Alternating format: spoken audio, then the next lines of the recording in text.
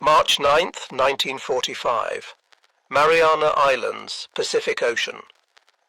Sunset approaches over American airfields on Guam, Saipan and Tinian.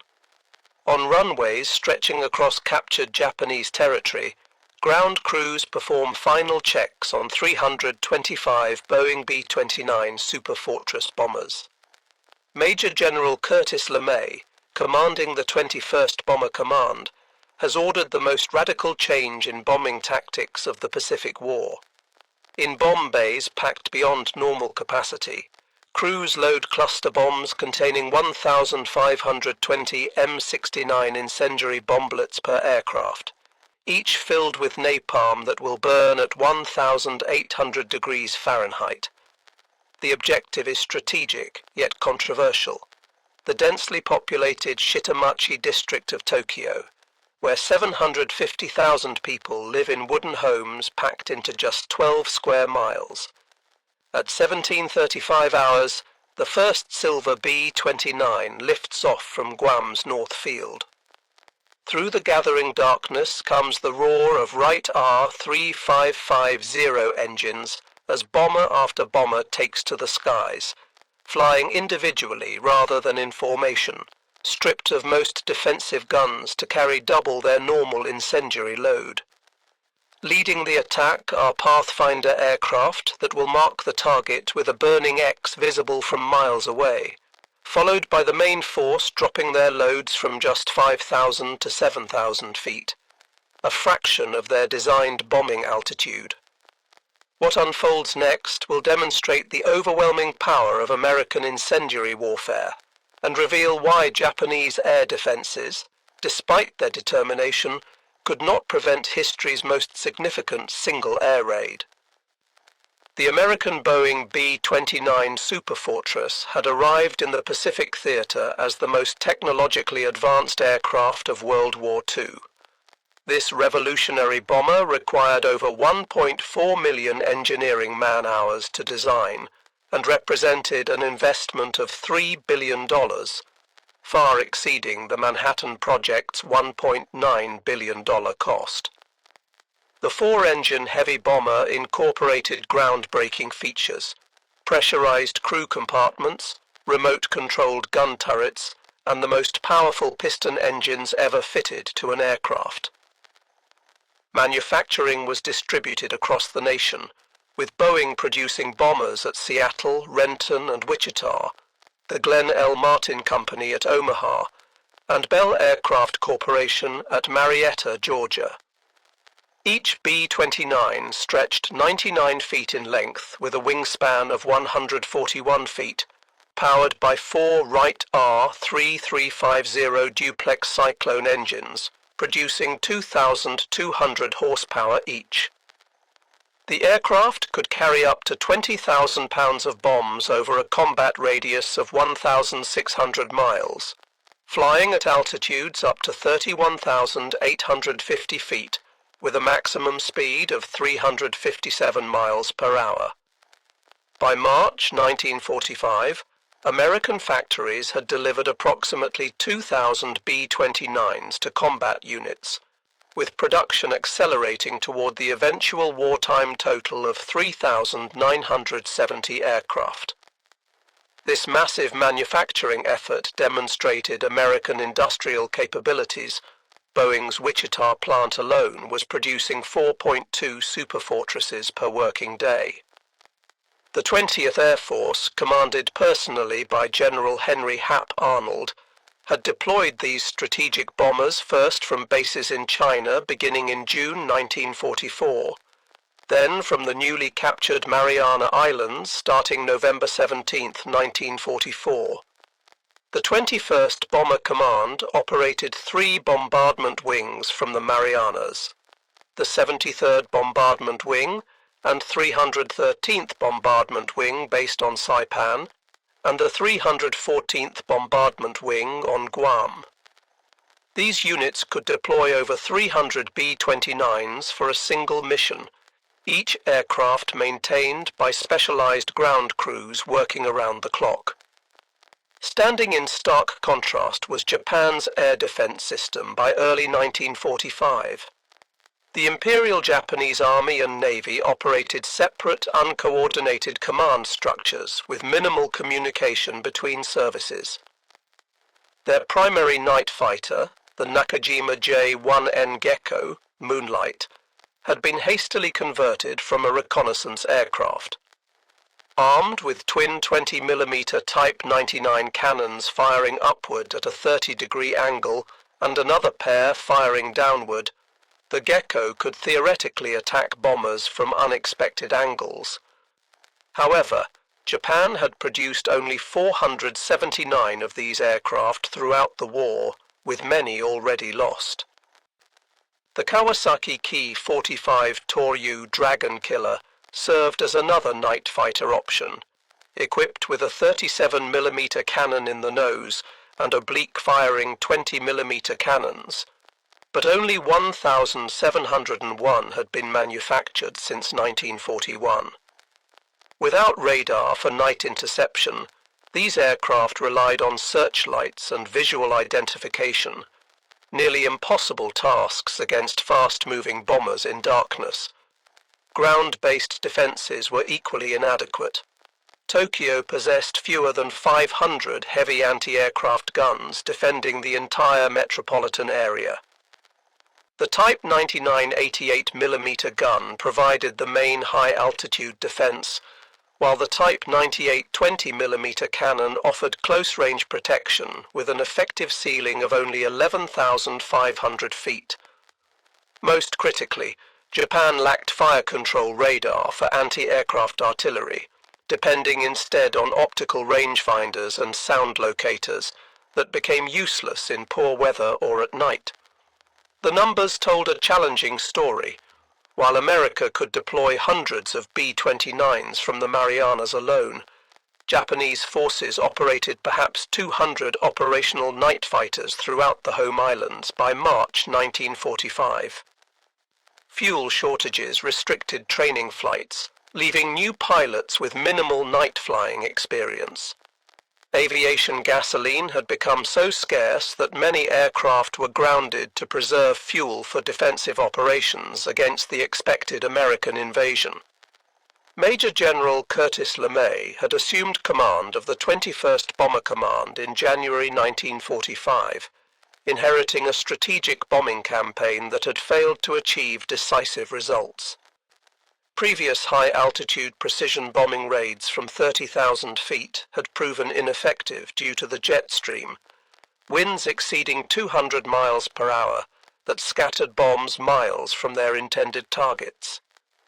Engine strain from climbing to altitude with heavy bomb loads caused frequent mechanical failures, with magnesium alloy components overheating beyond safe operating temperatures.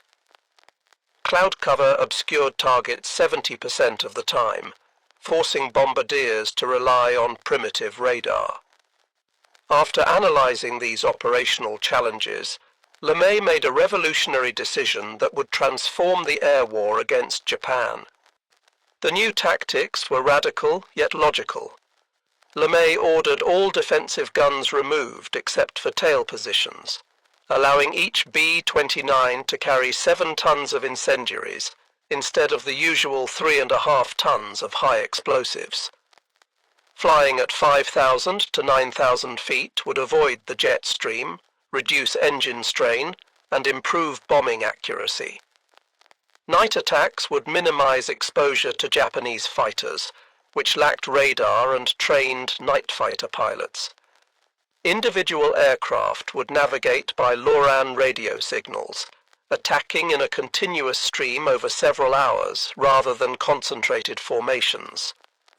Weather forecasters predicted ideal conditions for March 9th to 10th.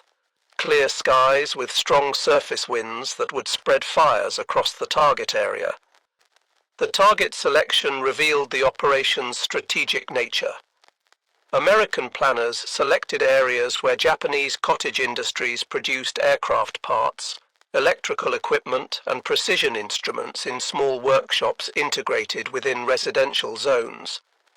Intelligence officers had consulted maps produced by the Office of Strategic Services, ranking Tokyo's wards by their infrastructure density, utilizing pre-war Japanese urban planning documents.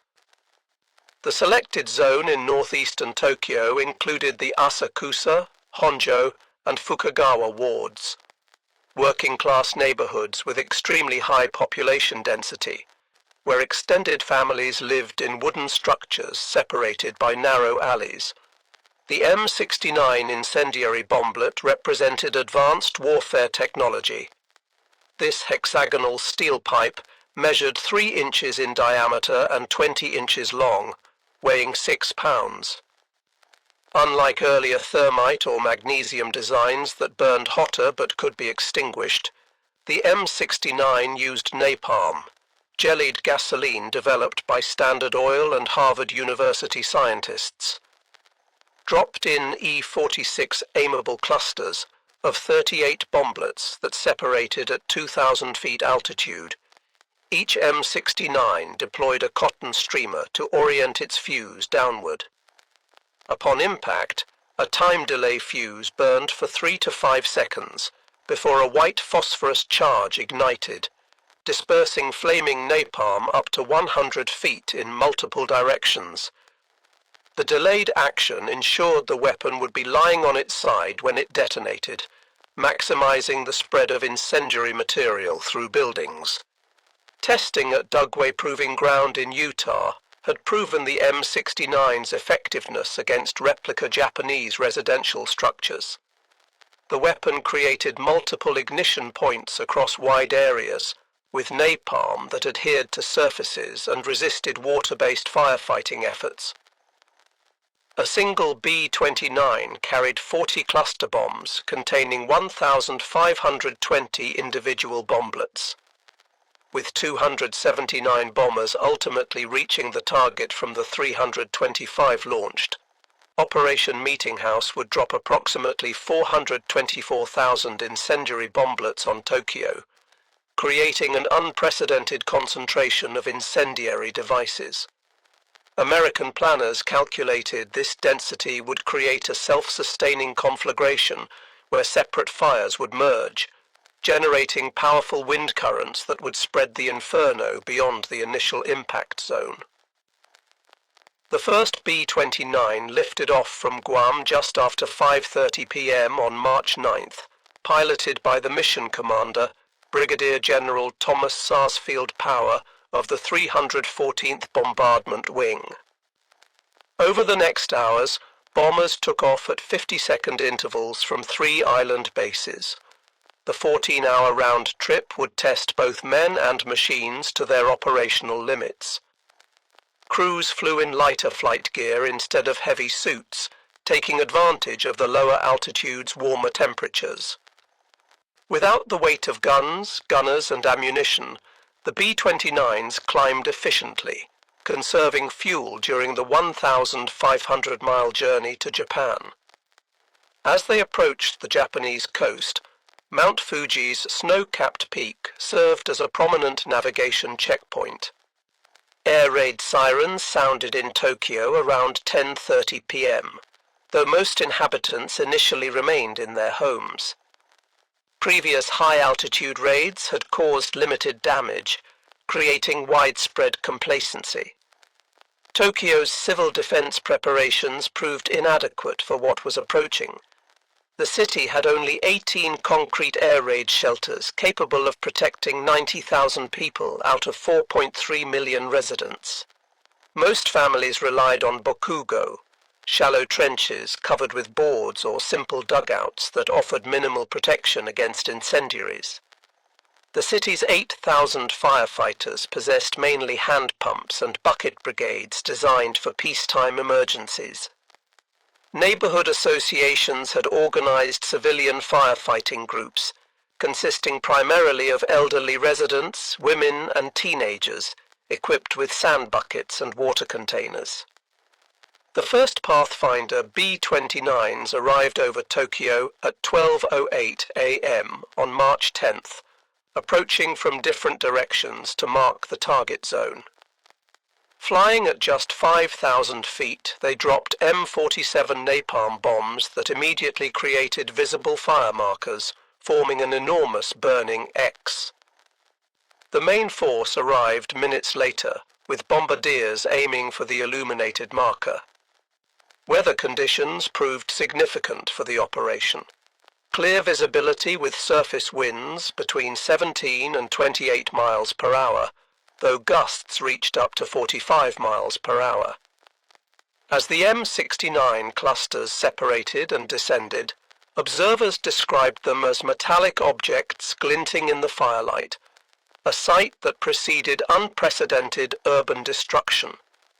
Within minutes, thousands of individual fires erupted across the target zone. The strong winds quickly spread flames from building to building, merging separate blazes into a massive conflagration. Temperatures at ground level exceeded 1,800 degrees Fahrenheit, sufficient to melt glass and metal infrastructure. The superheated air created powerful updrafts, generating intense wind vortices that lifted debris high into the air. Streets became impassable as asphalt ignited, and wooden buildings collapsed from the extreme heat. The sound of the inferno overwhelmed all other noise, while smoke and heat reduced visibility to mere feet. 24-year-old Yoshiko Hashimoto was at home in Tokyo's Sumida district with her 13-month-old baby when the attack began. Her husband, an army officer, was on guard duty across the city. She would later provide testimony for historical records. The B-29s were dropping numerous firebombs, and it sounded like heavy rain. I was astounded to see the intensity of the air raid. I had never seen one before. As fires spread rapidly, Yoshiko fled with her parents, baby, and sisters through streets filled with evacuating residents. The narrow alleys of Shitamachi became extremely dangerous as thousands attempted to escape simultaneously. Parents became separated from children in the confusion. Elderly residents who fell were unable to continue. Firefighting brigades abandoned their equipment when temperatures made it impossible to approach the flames. At the Sumida River, Yoshiko witnessed scenes of chaos. Burning debris was falling around us, and the wind was intensifying. Burning materials, signboards, wooden doors, and household items were airborne. Warehouses on both riverbanks were engulfed in flames. Her father pushed her and the baby into the water, an action that saved their lives, but her mother perished along with Yoshiko's father and sister Etsuko. Across the burning district, similar tragedies occurred repeatedly. Those who entered canals faced extreme water temperatures. Others were overwhelmed in the rush as thousands tried to reach water simultaneously. The conflagration's winds were powerful enough to move people significant distances, while some were found far from their original locations. Police stations, hospitals, and designated evacuation centers became surrounded by flames. At Kikukawa Elementary School, a designated shelter, investigators later found only metal objects and remains among the ashes where hundreds had sought safety. Buddhist temples that had existed for centuries were destroyed, along with those who had sought shelter there. The extreme conditions created by the inferno meant that even those in shelters faced severe challenges from heat and smoke. The superheated air caused severe respiratory damage to those exposed even briefly. Following the raid, casualty estimates varied significantly among different authorities. The United States Strategic Bombing Survey calculated 87,793 fatalities and 40,918 injuries. The Tokyo Metropolitan Police Department reported 83,793 deaths and 40,918 wounded. The Tokyo Fire Department estimated 97,000 killed and 125,000 wounded. Historical consensus indicates that over 100,000 people died, exceeding the immediate casualties from either atomic bombing. The attack destroyed 267,171 buildings across 15.8 square miles, eliminating 25% of Tokyo's structures. Over 1 million survivors lost their homes. The industrial impact was severe. More than half of Tokyo's manufacturing occurred in small workshops within residential areas, and their destruction significantly impacted production of essential war materials. Thousands of skilled workers were lost or displaced from the city. American losses were comparatively minimal. 14 B-29s failed to return, with 96 airmen listed as killed or missing. Several bombers encountered severe turbulence from thermal updrafts created by the fires, causing loss of control. Others received anti-aircraft damage during their low-level runs, though Japanese gunners struggled to track aircraft at such unusual altitudes. Aircrew members later reported detecting smoke even at their operational altitude. Crews who had initially questioned LeMay's tactics were sobered by the operation's scale and impact. General LeMay later reflected on the moral implications. "I suppose if I had lost the war, I would have been tried as a war criminal." General Arnold sent congratulations. "This shows your crews have the guts for anything." The operation's impact immediately influenced American strategy. Within 10 days, similar raids struck Nagoya, Osaka, and Kobe, affecting Japan's 4 largest cities. The campaign then paused only because the 21st Bomber Command had exhausted its incendiary bomb supply. Production immediately increased, with American factories prioritizing M-69 manufacturing. The contrast between American and Japanese capabilities had reached its maximum disparity. While the United States could replace lost B-29s within weeks, Japan could not rebuild its destroyed urban areas or replace lost workers. American industrial production exceeded Japan's by a factor of 10, while technical advantages made each American weapon significantly more effective. The B-29 program's $3 billion cost exceeded Japan's entire 1945 military budget. While America produced 50,000 tons of incendiary bombs monthly by mid-1945, Japan struggled to maintain basic ammunition supplies. The methodical nature of American operations reflected a scientific approach to warfare.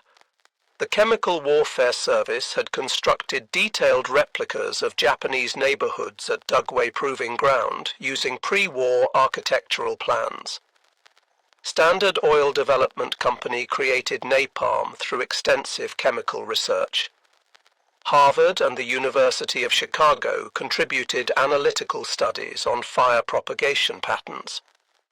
This integration of scientific research with military operations contrasted with Japanese military doctrine that emphasized traditional values over material considerations, an approach that proved inadequate against modern warfare methods. Japan's inability to develop effective countermeasures demonstrated strategic limitations. Despite the February 25th preliminary raid that destroyed 28,000 buildings, authorities made minimal improvements to fire defenses. Proposals to create fire breaks by demolishing buildings were not implemented. Evacuation plans remained largely theoretical. Military authorities insisted civilians maintain their positions, even as intelligence indicated massive incendiary raids were planned. This situation resulted from inter-service coordination failures and leadership constraints. The Japanese night fighter force's limited effectiveness exposed the technical disparity. Pilots like Lieutenant Sachio Endo achieved individual successes. He was credited with 8 B-29 interceptions, but these were exceptional cases. Most night fighter pilots could not locate targets in darkness, especially once smoke obscured visibility. Without airborne radar, pilots depended on ground controllers using acoustic detection, methods that became ineffective once fires started. The few pilots who intercepted B-29s found their 20mm cannons often insufficient against the bomber's robust construction, unless they achieved critical hits on engines or fuel systems. Some pilots attempted ramming attacks, sacrificing themselves for single bomber kills. Tokyo's fire department exemplified Japan's infrastructural limitations. The city operated 286 fire engines, mostly manual pump units requiring multiple operators. Water pressure was insufficient for large-scale firefighting, while infrastructure damage compromised the water distribution system. Fire department procedures emphasized protecting individual structures through traditional methods, approaches inadequate against thousands of simultaneous ignition points. When the conflagration began, most fire companies were overwhelmed rapidly, their equipment destroyed and personnel forced to evacuate. The psychological impact on survivors was profound and lasting. Many described feeling that traditional protection systems had failed. Refugees departing Tokyo spread accounts throughout Japan, their experiences contradicting official information about the war situation. Worker attendance at factories declined significantly as civilians lost confidence. The term routine air raid entered common usage as cities were systematically targeted. By August 1945, 66 Japanese cities had experienced major incendiary attacks, with much of urban Japan severely damaged before the atomic bombings occurred. The operation's success influenced American planning for Operation Downfall, the planned invasion of Japan. Military planners calculated that continued incendiary raids would eliminate remaining industrial capacity by October. LeMay believed that strategic bombing alone might compel surrender without requiring invasion. Joint Chiefs of Staff estimates indicated that conventional bombing had already caused approximately 900,000 civilian casualties and would cause millions more if the conflict continued. These assessments influenced President Truman's decision regarding atomic weapons, viewing them not as alternatives to conventional bombing, but as potentially decisive psychological weapons. The human dimension transcended national boundaries. American air crews carried psychological burdens for years, processing their role in the operation despite wartime context. Richard Bale of the 9th Bombardment Group could observe the fires clearly from his aircraft, an image that remained with him. Japanese survivors lived with lasting physical and emotional effects. Families on both sides experienced irreplaceable losses that affected multiple generations. The raid created numerous orphans and widows, overwhelming social support systems and contributing to post-war challenges. Recovery efforts revealed the comprehensive nature of the destruction. Medical facilities in the target area were eliminated, along with educational institutions, religious buildings, and administrative centers. The morning of March 10th revealed a transformed landscape where eastern Tokyo had existed. Only concrete and brick structures remained standing across miles of ash-covered ground. Survivors searched through unrecognizable areas for landmarks that no longer existed. Recovery teams required heavy equipment to clear areas. Many victims could not be identified. Mass funeral services continued for weeks. Waterways remained blocked with debris for extended periods. The industrial impact exceeded initial projections. Tokyo's eastern districts contained thousands of small workshops where families produced specialized components, precision instruments, electrical components, mechanical fittings. Their elimination disrupted supply chains, supporting major factories. The loss of experienced craftsmen, machinists, and technical specialists who required years of training proved irreplaceable. Worker productivity in surviving facilities declined as employees dealt with personal losses, housing challenges, and diminished morale. The campaign's expansion proceeded systematically. After replenishing incendiary supplies, operations resumed in May with refined techniques achieving greater efficiency. By July, B-29s were distributing warning leaflets before raids, informing civilians which cities were targeted next. Psychological operations demonstrating complete air superiority. These missions became routine operations, with some encountering minimal opposition. Japanese defensive capabilities progressively weakened as experienced pilots were lost, ammunition depleted, and civil defense systems collapsed. International legal considerations remain subjects of historical debate. The 1907 Hague Convention addressed bombardment of undefended cities, but interpretations of defended and military targets proved complex. Post-war tribunals prosecuted certain leaders for civilian targeting, but did not address Allied bombing campaigns. The precedent established that military necessity could justify civilian area impacts influenced subsequent international humanitarian law development, despite advances in precision weapons technology. Weather conditions' role in amplifying the operation's effects demonstrated American utilization of environmental factors. The March 9th to 10th raid was deliberately scheduled for predicted strong winds following a dry period. Meteorologists analyzed Japanese weather patterns extensively, identifying optimal conditions for fire spread. The varying wind speeds that night, between 17 and 45 miles per hour depending on location, exceeded some predictions. This integration of meteorological science with military planning exemplified American operational approaches.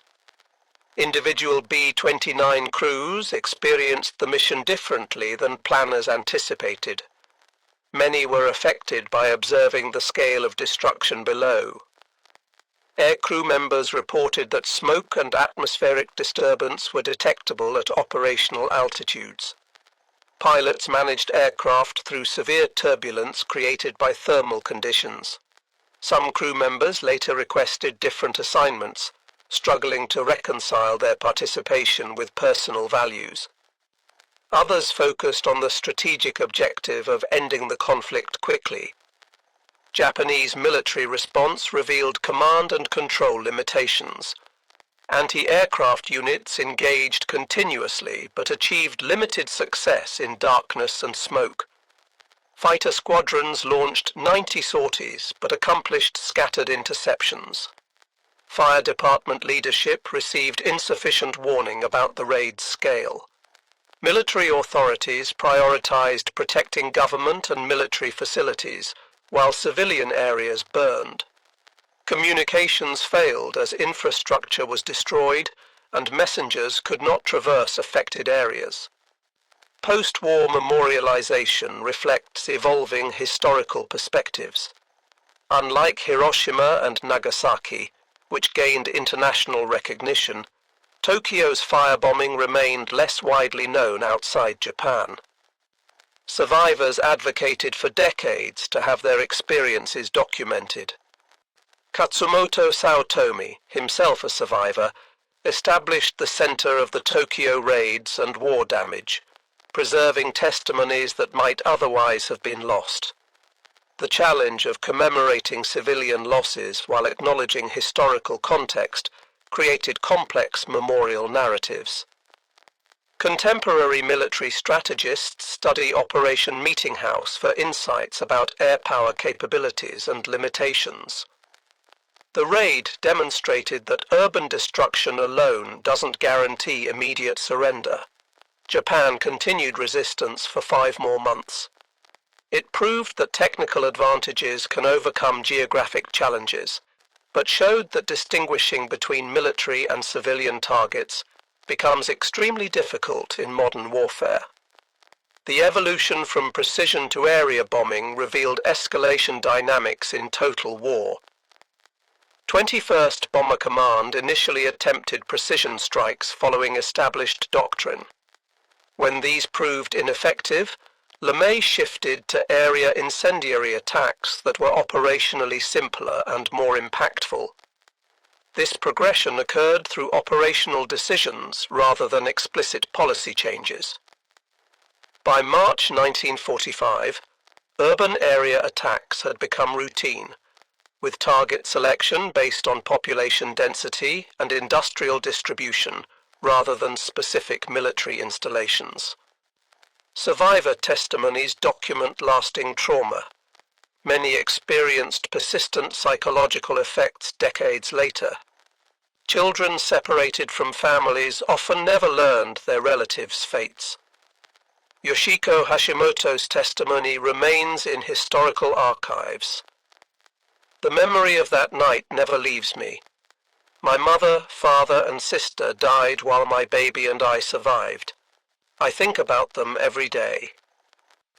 The social structure of working-class Tokyo was fundamentally altered. Extended families dispersed, traditional businesses eliminated, neighborhood networks that had existed for generations disappeared overnight. The ultimate assessment of Operation Meetinghouse involves its role in ending the war. While historians debate whether strategic bombing alone could have compelled surrender, the raids clearly accelerated Japan's military collapse. The systematic urban destruction created conditions where continued resistance became increasingly difficult. Emperor Hirohito later referenced the bombing campaigns and domestic situation as factors in the surrender decision. The 100,000 who died in Tokyo contributed to ending a conflict that invasion might have prolonged, potentially causing millions more casualties, a calculation that provides little comfort to survivors but influenced strategic decisions. The story of Operation Meetinghouse illustrates warfare's evolution from limited military engagements to comprehensive societal conflicts. Residential areas built over generations were destroyed in hours by weapons manufactured thousands of miles away. The conflict that began with territorial expansion ended with advanced technology affecting civilian populations who had minimal direct military involvement. The disparity between B-29s carrying sophisticated incendiaries and Japanese defenders equipped with basic firefighting tools illustrated the decisive importance of industrial and technical capabilities. The historical irony remains that this operation's impact was overshadowed by atomic bombings 5 months later. The greater immediate casualties of March 10th became less prominent compared to nuclear weapons' unique nature, allowing conventional bombing to receive less scrutiny. This historical perspective permitted continued development of conventional area effect weapons, various incendiary weapons in subsequent conflicts, without the prohibition associated with nuclear arms. The statistics provide only partial understanding. 325 B-29s launched, 279 reaching target, 1,665 tons of incendiaries dropped, 15.8 square miles affected, 267,171 buildings destroyed, 100,000 casualties, 1 million displaced. Behind each number were individuals, American aircrew members executing military orders, Japanese families in residential areas, children separated from parents, survivors dealing with profound losses. Operation Meetinghouse remains history's most destructive air raid, serving not as a military achievement, but as a sobering reminder about modern warfare's capacity for destruction. where strategic objectives can justify extensive civilian impact and entire populations become affected by industrial-scale conflict.